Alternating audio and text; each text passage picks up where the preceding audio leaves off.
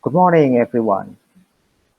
This meeting is special because I'd like to explain to you the importance of having good objectives as the basis for developing the language assessment.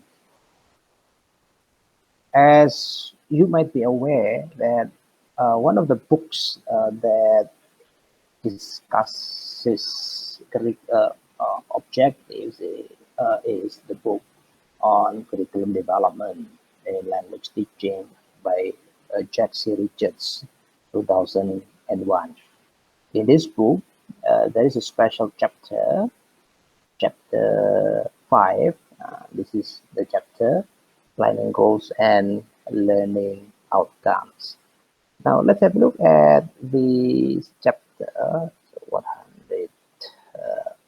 Let's see, 112 here. Special chapter devoted to discussion of what is aim and what is objective. See, to be specific, 120. So what is aim? So goal and aims are the same. Goals, aims are the same, but under goals or aim are objectives. Yeah. Let's see. So aim statements reflect the ideology of the curriculum and show how the curriculum will seek to realize it. Yeah? Uh, this is one of the examples of aim. Yeah? In Singapore, our pupils learn English in order to communicate effectively in both speech and writing in every city situations to meet the demands of society, acquire good reading habits to understand, enjoy, and appreciate a wide range of texts, including the literature of other cultures, and develop ability to express themselves imaginatively and creatively. So within this broad aim, there are what we call curriculum objectives. Some other aims, examples are also provided in the subsequent chapter, subsequent pages.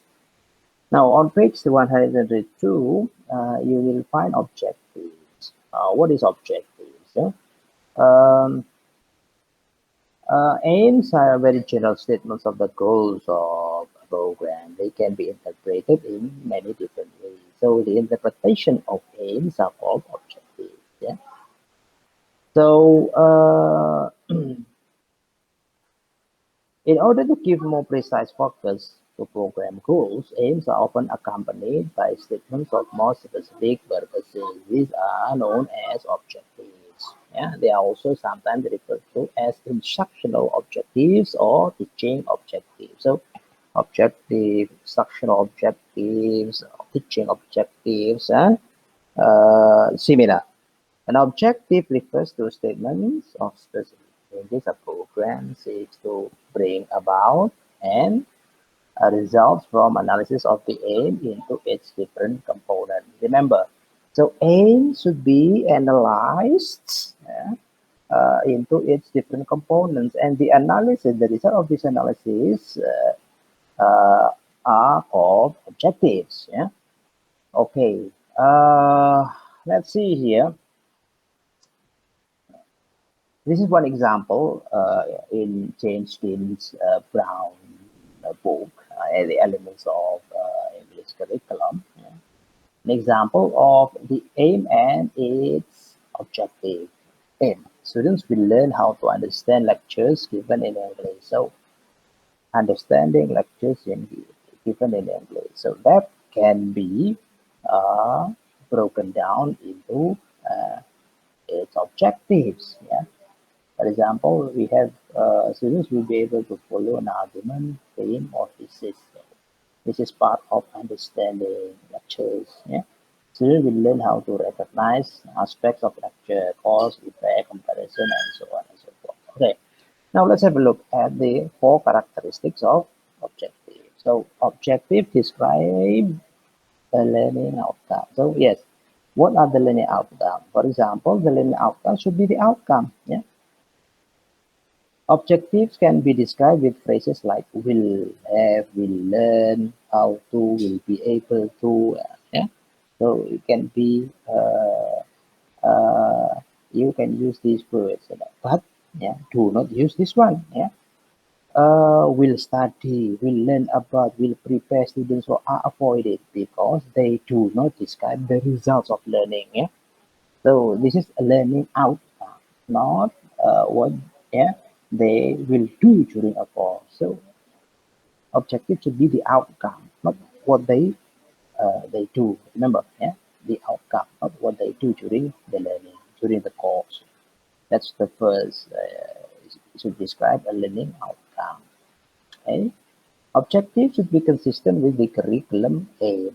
This is very important. As I said earlier, objectives are actually the result of the of analysis of the aim. Yeah. So only objectives that clearly serve to realize an aim should be included. For example, yeah, the objectives below is unrelated to curriculum aim. For example, students will learn how to write effective business letters for use in the hotel. That's the aim, but the objective is written like this. The student can understand and respond to simple questions over the telephone. It has nothing to do with writing effective business letters. Yeah? Because the aim relates to writing business letter, an object in the domain of telephone skills is not consistent with the aim. Yeah.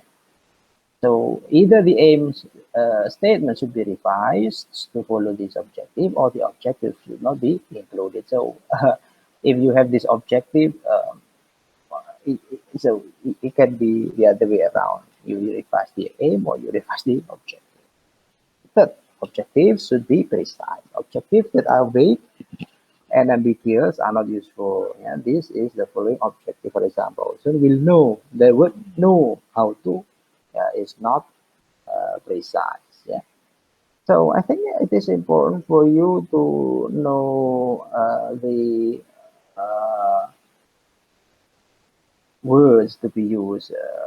So this is precise words in objective statement based on James Dean Brown elements of language curriculum. Look, words to avoid, words that are open to many interpretation. For example, yeah, in Richard's book, yeah, these are actually ambiguous. Yeah, to know, we do not know. To know. So many interpretations. What do we mean by know? To understand, to really understand, to appreciate, to fully appreciate, to grasp the significance, to enjoy the belief, behave, to be have faith in. These are, you know, vague. Vague means ambiguous. Yeah. So you need to avoid these. Yeah. Words to open to many interpretation. Yeah. Uh, these to write, to recite, to identify, to solve, to construct, to build, to compare, to contrast, for example. Yeah. Yes. Uh, yeah. To fewer. This is to fewer interpretation. Yeah, but there are many interpretation. So what words to be used? This is the expected list of words to be used for your objectives. For example, this is in relation to language learning. Abbreviate, to accent, to alphabetize, to articulate, to call, to print, to pronounce, to punctuate, and so on. So these are in relation to the outcome of learning. You can abbreviate, you can accent, yeah, you can articulate, you can summarize, and so on. Or in relation to study behavior, to arrange, to categorize, to chart, to circle, to cite, and so on.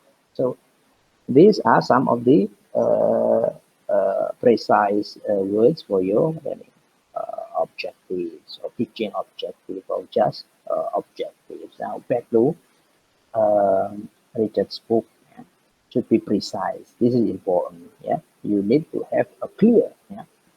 For example, this one, student will know how to use useful conversation expression. This is unclear, ambiguous.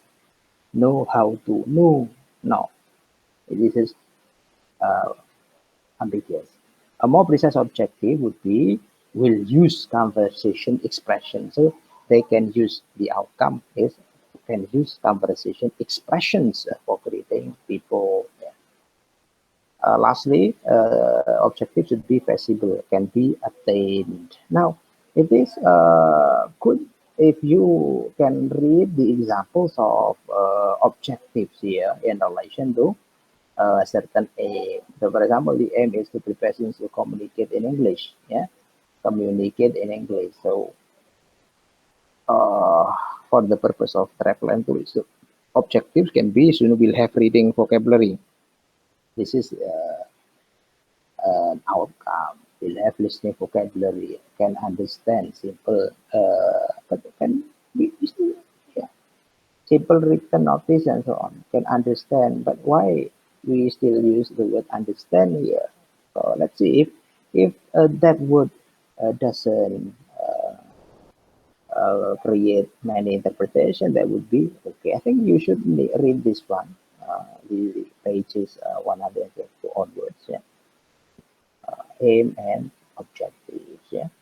So, for example, this is the aim is reading, yeah, to read authentic English, yeah, with comprehension, yeah, and reasonable speed. Yeah. These are some of the expressions, some of the objectives in relation to that particular aim. Now, these are very important for you to read because you can formulate objectives very well. Yeah? For example, to read for information can be to identify topic, to identify main ideas, to distinguish between topic and main ideas, to read for details and so on. Yeah? To extract information and so on.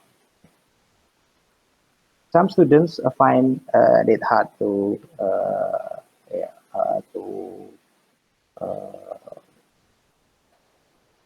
break down objective or aim into objectives. It's good for that for you to read these pages, and it is also good for you if you read micro listening skill, micro micro and macro listening skills, micro uh, reading skills, macro reading skills, and so on, which can also be found in uh, one of the PowerPoints you have in the uh, Google Drive. The title is developing. Let's take a let's see. Developing English language assessment for this is the developing English language assessment for Indonesian school students. You have list here of what is it micro and macro listening, speaking, reading, writing skills to construct your learning objectives. So yes, this is an introduction to what how you can construct learning objectives easily and accurately. Okay, so thank you very much for watching my video. I'll see you in the class session. Um, if you have questions, of course, for my presentation. Okay, see you. Wassalamualaikum warahmatullahi wabarakatuh.